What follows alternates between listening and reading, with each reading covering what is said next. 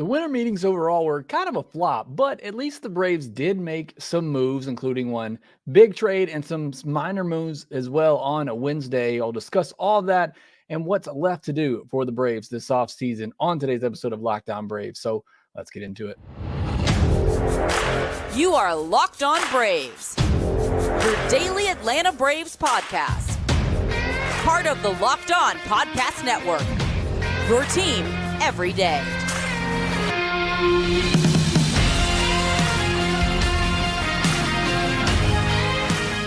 Hey, and welcome back to Locked On Braves, part of Locked On Sports Atlanta, where we cover your favorite Atlanta sports teams each and every day. I am your host, Jake Mastriani. You can follow me on social media at shortstopball. Also, make sure you check out my written work over at bravestoday.com. Got an article up on the minor league player the Braves took in the Rule 5 draft on Wednesday. You want to go over there and check that out. We got tons of coverage from the winter meetings over there as Lindsay and Zach were able to go and be at the winter meetings for that. So got plenty of coverage for you over there. And we'll talk about that move as well as the Lurie Garcia and Jorge Juan move that the Braves made on Wednesday, as long as the Tyler Thomas pick in the Rule 5 draft. Also, make sure you follow the social media or the podcast on social media at LockedOn_Braves. Send in any questions, comments, feedback you have for the podcast. If you're new, make sure you subscribe on YouTube. You're watching there. Hit the thumbs up button. Help support the show. Thank you so much for all the support you give me here at Locked On Braves, whether you're an everydayer, listening, whether you're your first listen or not.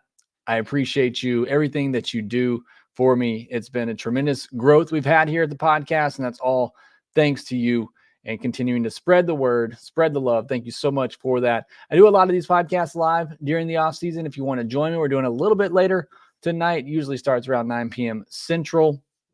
Also, starting next week, we'll go down to 3 days a week. So we will cut back a little bit here, but I got a feeling stove's going to be pretty hot the next week or two. So we're probably still going to have plenty of content. But joining me live right now, Jeffrey Humphreys, Leland Hurt, Joseph Recap, Chris Fields, Isaac Bowman, Argenis, Sour Pickle, Ozong, Brian Cheshire, and Waylon Mercy. Thanks so much for joining live, being here with me tonight as we wrap up the winter meetings. And I'll talk about all the happenings with the Braves, where they're rumored, some of the, the minor moves they made, and also some of the big rumors, news out there. Juan Soto, obviously Shohei Ohtani, Eduardo Rodriguez looks like he could be signing here pretty soon. So that's a pretty significant starting pitching piece to fall here. And it looks like it won't be the Braves. I was all geared up to talk about Eduardo Rodriguez and him being a potential fit for the Braves, but looks like that's not going to be the case as it's down to the Reds and the Diamondbacks. See Volt 66 talking about how do we feel about Seth Lugo. I discussed that on yesterday's podcast.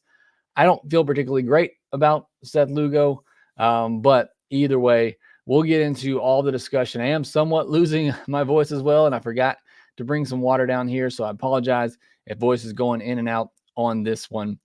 But let's dive into the winter meetings recap from 2023, your winter meetings recap. As I kind of titled it in the thumbnail, it's kind of lame. It's really a snooze fest, and it got out to such a great start. Sunday night, boom, Braves make a trade to get Jared Kelenic, potentially their left fielder of the future, hoping that would springboard into a lot of action at the winter meetings, and then nothing really happened. It was honestly a snooze fest of a winter meetings, and we talked about that yesterday. I think a lot of the holdup is Shohei Ohtani. Everybody's kind of following that, seeing where he's going to go. And I think he's going to sign this weekend. Again, from whatever you can trust from reporters, it sounds like he could sign this weekend. It just feels like he needs to. We need to kind of get past this and let the offseason move on. Once that does, I think you're going to see a domino effect of moves happening here, and things are going to move pretty quickly. Typically, you see a lot of the big moves happen before that week before Christmas. So really in this next week stretch here, and I talked about this with Grant McCauley when we previewed the winter meetings, really, the winter meetings kind of kick things off a lot of times. And really it's going to be the days after, the week and a half after. I think we're going to see a lot of movement. So looking forward to all of that. And hopefully Braves are a part of that. And hopefully we see things kind of whittled down. I know one thing I learned from this winter meetings is nobody knows anything. It is really been an odd winter meetings where one of the biggest storylines is, can you trust the reporting, especially, coming out of Braves camp that doesn't leak anything, but even just nationally too. It seems like the national writers are struggling to get much information. And maybe part of that's because they're all chasing the Ohtani news and he doesn't want to let anything out and is wanting to keep that secret. But there's just really not a ton of rumors, legitimate rumors going around right now. And, that is what it is. As fans, it's fun to hear, it's down to two teams, like this Eduardo Rodriguez thing. It's fun to hear, it's down to two teams, and then it's a race to see who are those two teams. And now we know who those two teams are. And then who is he going to sign with? Who's it going to be? What's it going to take? That's part of the fun of the offseason, kind of having things unfold in that way. Hearing that a deal is close. We've heard over 24 hours now that a deal's close between the Yankees and the Padres for Juan Soto. And, it's just, that's kind of the fun, I think, from a fan perspective. Even if it doesn't involve your team, it's who's it going to be. It's down to three teams. You got your finalists. Maybe you got a mystery team. Who's it's going to be? I think that's what makes the baseball offseason fun. And I just don't feel like we've had a lot of that. And again, I think partially that's because Ohtani's holding things up a bit. But let's get into the Braves discussion of this. Since this is a Braves podcast, we'll focus on what's left for the Braves and kind of give you some of my thoughts on where they go from here based on some of the comments from Alex Anthopoulos and others at the winter meetings. I don't think they are done. I get the impression they're not done. Look, whether you think it's going to be a big piece or not, I think there's going to be something else somewhat significant. I think worst case scenario, Braves are going to get a middle of the rotation starter this offseason, whether that be free agency or through a trade. I think Alex Anthopoulos is going to get at least a mid-rotation type of starter. I'm not as confident anymore that we'll find a frontline starter this offseason and potentially someone to replace Max Fried going forward. I see Gregory Francis saying Yamamoto, please. I don't think that's going to happen. That seems like he is well over $200 million now. I get it. He's 25 years old. I've talked about it on here. I feel like it's a perfect fit. If you were ever going to go all in on a starting pitcher, at least go all in on a starting pitcher who is 25 like that.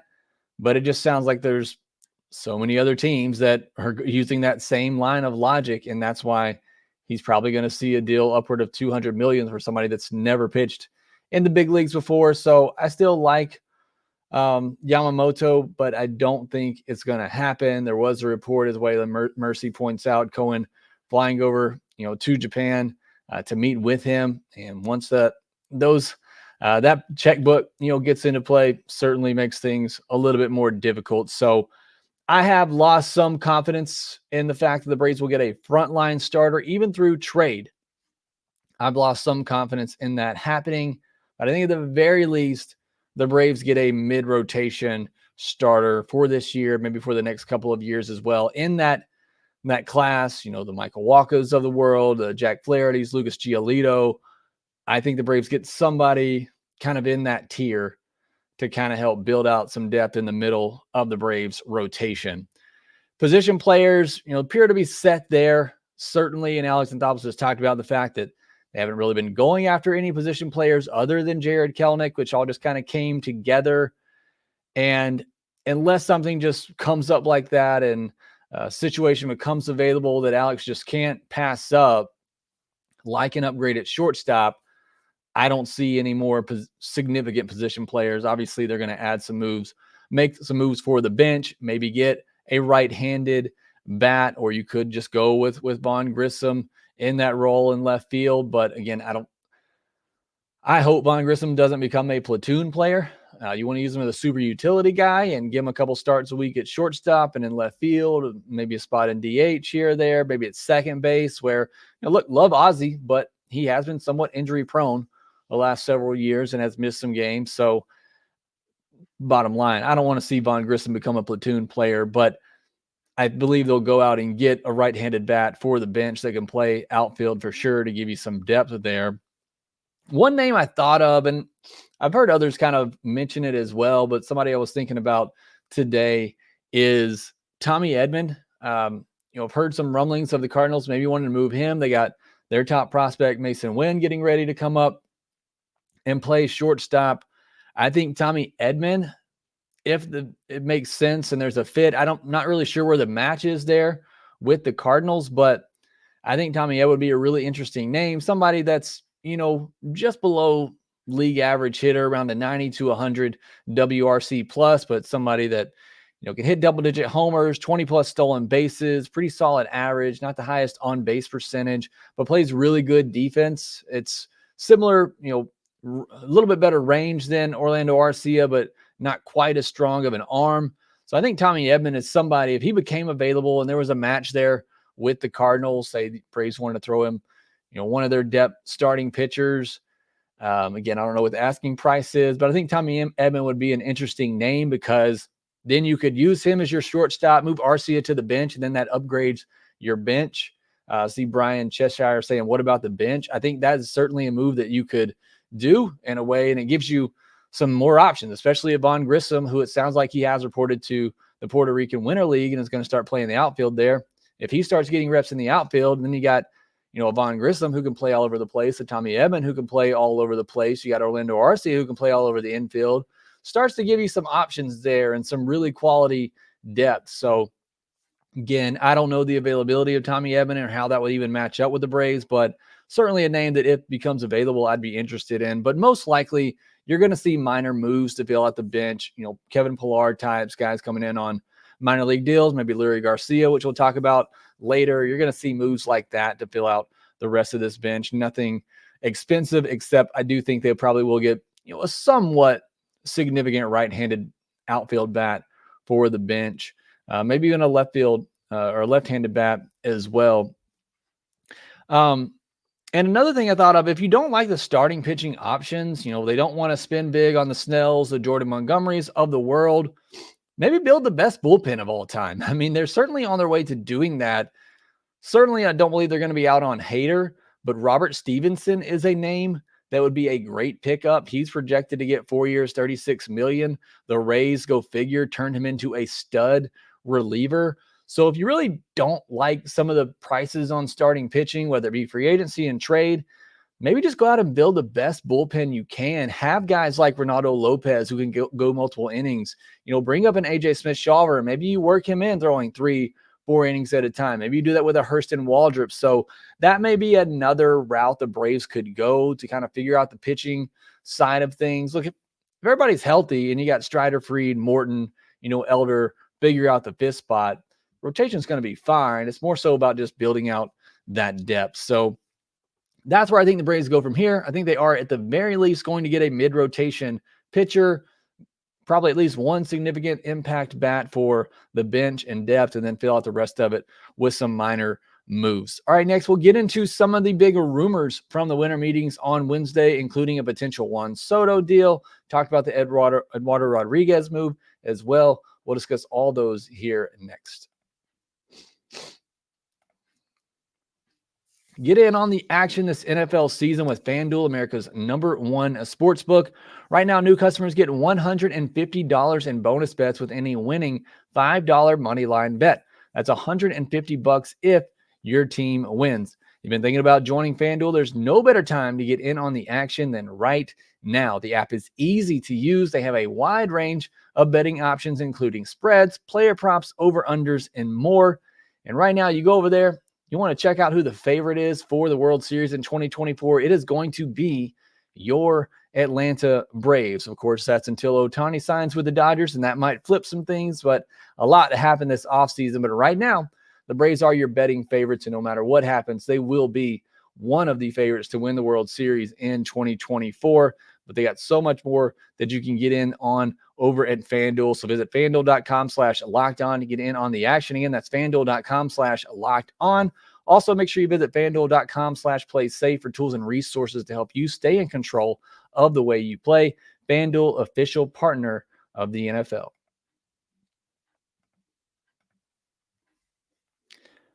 All right, Locked On has also launched the first ever national sports 24/7 streaming channel on YouTube. Locked On Sports Today is here for you 24/7, covering the top stories of the day with the local experts of Locked On, plus our national shows covering every league. Go to Locked On Sports Today on YouTube and subscribe to the first ever national sports 24/7 streaming channel. Getting back into our winter meetings recap here. Again, the Braves started things off big with the trade. Nothing else really of major significance happened over the rest of the winter meetings. A couple of minor moves we'll talk about here in a minute. Sounds like the trade between the Yankees and the Padres is getting close to completed. So we'll start out talking about that because that is a pretty big deal right now. It's Juan Soto and Trent Grisham going to the Yankees. And last I saw, again, I'll have to see once it becomes official, but the names going to the Padres in this deal were Michael King, who the Yankees had just turned into a really good starter, was in the bullpen, but started games for the Yankees down the stretch and was really good. They also got Drew Thorpe, who's a big-time pitching prospect for the Yankees, Johnny Brito, Randy Vasquez, and Kyle Higashioka. So Padres get some players that will help them now, and King, Vasquez, and Higashioka. And then they also get a couple of prospects in Thorpe and Brito, Thorpe being the prize prospect there in that deal. So pretty solid package for the Padres, who are, again, likely still going to try to contend. So important for them to get some guys at the major league level who can step up. So Juan Soto going to the Yankees, going to love that short porch in right field there. So that's going to be a big trade for the Yankees, who also just got Alex Verdugo from the Red Sox. So they're filling out that outfield and possibly, DH spot there, although you got Stanton. So you got some big sluggers now in that lineup, because I think the power potential for Soto goes up there, which is great for him when he hits free agency, is be looking for a huge deal. So that's one name off the board. I know some of you were hoping that Soto might come to the Braves, but was never really going to happen. I don't know that I'm not a prospects guru. You can go over to Lindsey Crosby at MLB, Locked On MLB Prospects, to get a better idea of that package. It doesn't sound like a ton to me. I think Thorpe and Brito were both top 13 and MLB Prospects pipeline for the Yankees, but doesn't seem like a huge deal in my mind, especially when you consider what the Padres gave up to get Juan Soto. Obviously, the package is going to be less with just 1 year of control. So winter meetings are over, but that is the biggest deal now officially, I guess, of the winter meetings, if you want to tie it into all of that. But Juan Soto going to the Yankees, huge deal there for the Yankees. Also, we talked about Eduardo Rodriguez. Heyman reporting that it was down to 2 teams. Ken Rosenthal following up with that tonight, saying this between the Reds and the Diamondbacks. So thoughts were, when the Heyman tweet came out, that perhaps the Braves were going to be in on this, but sounds like that's not the case now. He's predicted or projected to get 4 years, $82 million. I've never really loved Eduardo Rodriguez, but the one thing I will say about him that would be appealing from the Braves' point of view, or any team that would be getting him, is that he's been pretty consistent throughout his career. It's been an ERA between 3.30 and 4.74 in 8 years. He's had 4 years of an ERA in the 3s and 4 years of an ERA in the 4s. So he's been pretty consistent right there in that 3.5, 4.5 ERA range. He's thrown 150 plus innings in 3 of the past 4 years. You look at the metrics for him, and they're all kind of middling, but in my mind, that's what he is. He's a mid-rotation starter. And, I think that's a pretty fair price. 4 years, $82 million. Again, I don't know that's what he was predicted to get. We haven't seen what the official money is in that deal for whoever's going to get him between the Reds and the Diamondbacks. But that would be another, mid-rotation arm that I was talking about that I think the Braves could get. I think that's another name off the board right there in Eduardo Rodriguez, likely going to the Reds or the Diamondbacks. And the other bit of news that does somewhat pertain to the Braves is, it sounds like the cost for Dylan Cease is extremely high. One report talking about, them wanting 2 top prospects from the Reds organization, and some people believe in now that the Braves would have to give up AJ Smith-Shawver, at least two of AJ Smith-Shawver, Hurston Waldrop, and Vaughn Grissom. No thanks to that. I love Dylan Cease, would love to get him, but I wouldn't even if you could extend him, I don't know that I would give up that type of package for Dylan Cease. And look, White Sox should be asking for a haul. Certainly they hold all the chips there, and he has 2 years of control. And you can probably wait till the trade deadline where you're still going to get just as much value, and you might have teams more desperate at that point to trade for Dylan Cease. Plus, if he has a great first half, that price maybe goes up even more. So understand why the White Sox are kind of holding teams hostage right now and keeping that price pretty high. But at that price point, I would definitely say the Braves, and myself included, are probably out on Dylan Cease. All right, next we'll get into the moves the Braves did make on Wednesday, some minor league deals, selecting a player in the minor league portion of the Rule 5 draft. We'll discuss all of that here next.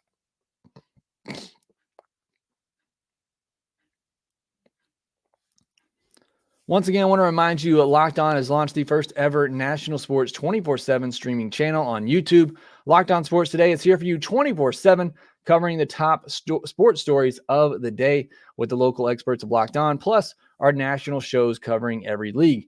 Go to Locked On Sports Today on YouTube and subscribe to the first ever national sports 24/7 streaming channel.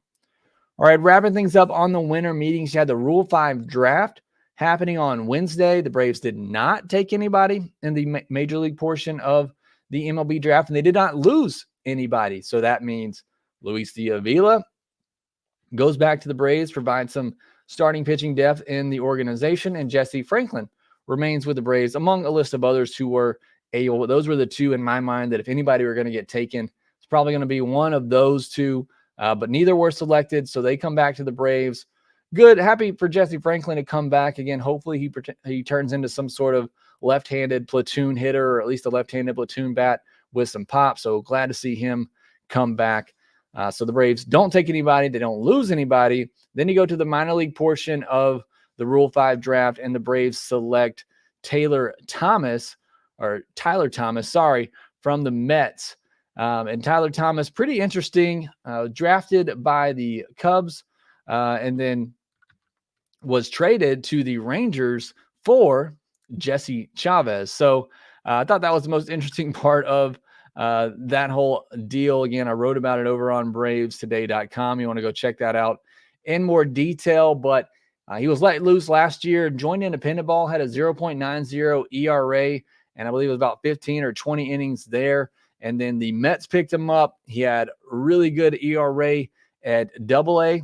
He had a 0.79 ERA and 0.76 whip in 22 2/3 innings at Double-A this year, but then struggled at Triple-A, went to the Arizona Fall League this fall as well, had a 3.72 ERA and 9 2/3 innings with 13 strikeouts. So 6'1" lefty, a low 90s sinker, low 80s changeup, upper 70s sliders. So it just gives the Braves some more left-handed depth in the system should they need it, and that's what Thomas will provide. But I just thought it was interesting that he was involved in a trade with Jesse Chavez. All roads leading back to Jesse Chavez. And we had some talks about that as well. Jesse Chavez, would not be surprised if the Braves bring him back on a split contract minor league deal either. See Mark Lewis talking about the fact, let's just make Jesse Chavez the new bullpen coach. I wouldn't hate that either. I think the Braves will try in some way to keep him around in the organization. So we'll see what transpires there with Jesse Chavez. And then the Braves also made a couple of minor league moves, getting Leury Garcia and Jorge Juan. Don't know much about Juan. Again, there's an article up over on bravestoday.com. You want to go read more about both of those guys. But Leury Garcia is one that does interest me. Somebody who has 10 years of big league experience, 701 games, mostly with the White Sox, /253, 293, 350 in his playing career, can play infield and outfield. So he gives you some great versatility. I love that. And he's been a pretty solid defender in his career. So I like the Leury Garcia pickup. It feels like an Ehire Adrianza type of replacement. He's a switch hitter, going into his 30s, still, relatively young for a guy that has 10 years of big league experience under his belt. So I like the Leury Garcia pickup. It's a minor league deal, so obviously no risk in there. He gets an invite to spring training. So would not be surprised if he is the guy that comes in as a non-roster invitee and actually makes the roster. Again, depending what else happens the rest of the offseason. But with his experience, his versatility, I think he's a great fit to fill that bench role if he does make an impression during spring training. Don't know much about Jorge Juan, but again, go over to bravestoday.com. You'll get coverage of all those deals. And then the Orioles signed Craig Kimbrell to a 1-year, $13 million deal. I thought that was solid for Kimbrell. Look, I think Kimbrell will get somewhat of a bad rap. He's good when he's in that closer's role, and it feels like he has to be in that closer's role. And with the Orioles losing their closer in Jose Bautista, they feel it with Kimbrell. So happy for him.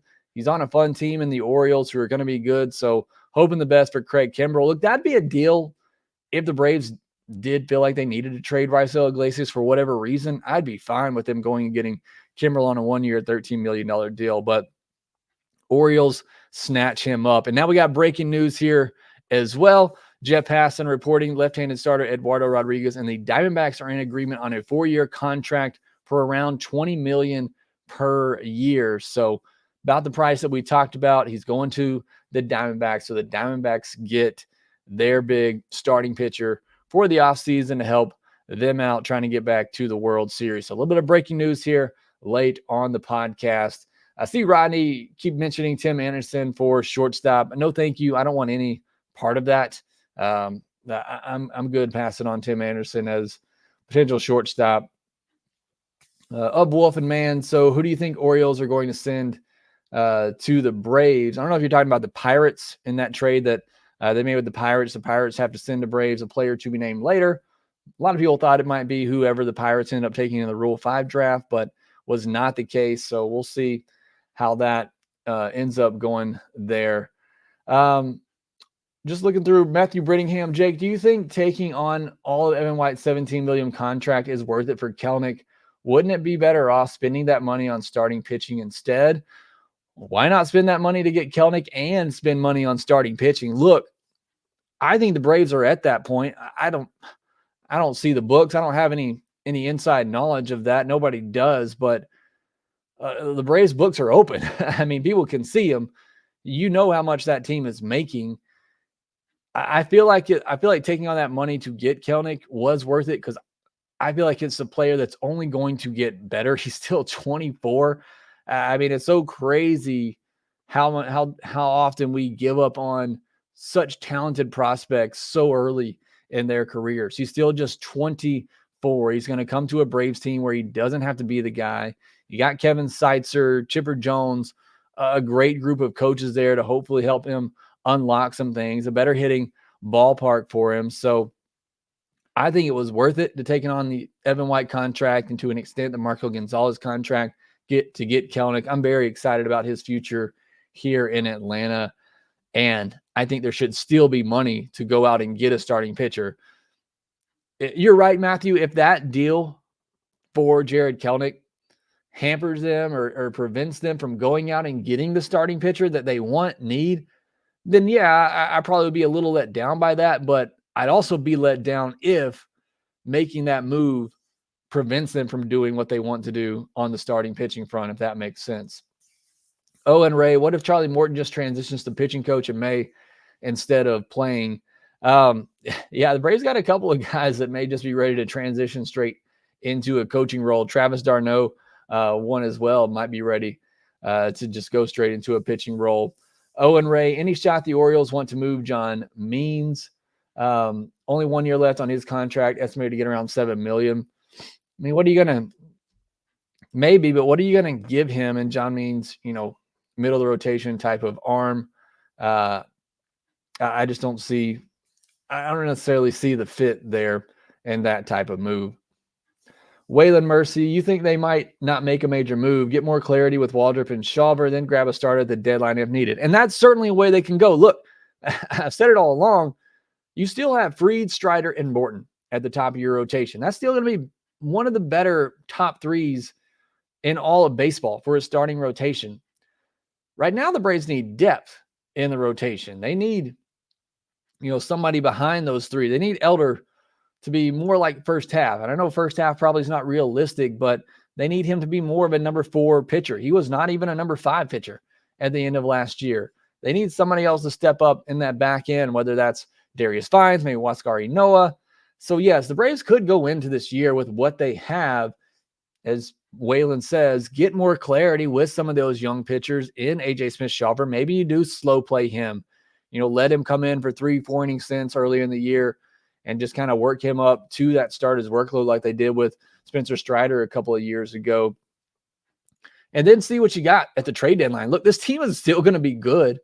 You go into the season, what you have now, they're still going to be playoff contenders by the time you get to the trade deadline. And if you get to that point and you feel like you need to go out and get another arm, you can certainly do it then. Like I said, the price on Burns, if the Brewers go into the year with him, Cease, it's going to be pretty similar. It might be a little bit less with Burns because you're talking about just 2 months of control, but there are moves that could be made, and the Rays could certainly do that.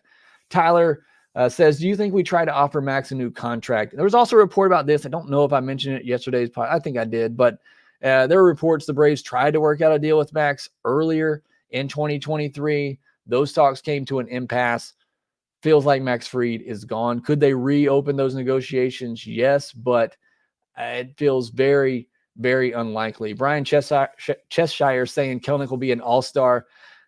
He got competition on his own team. You got to beat out Michael Harris and Ron Acuna Jr. even to get into the all-star voting for the outfield.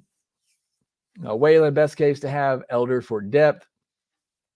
Mainly Joe says, why did they let Kirby Yates walk for only $4.5 million? I was a little surprised on that one, but with the moves they've made in the bullpen so far, I can understand why. But I thought they would pick up that Kirby Yates one just because the buyout for it was pretty high. I want to say it was like $2.5 million on like a $6.5 million deal. So I was a little surprised, but again, they made some really good moves to the bullpen. So I'm not missing Kirby Yates.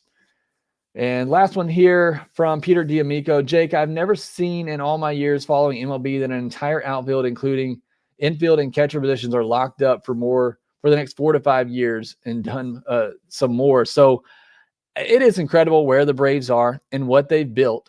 And, really the focus now is finding that partner for Spencer Strider long-term. Is it going to be somebody internal like an A.J. Smith-Shawver, like a Hurston Waldrop? There's a lot we talked yesterday. There's a lot of really good starting pitching free agents coming next year.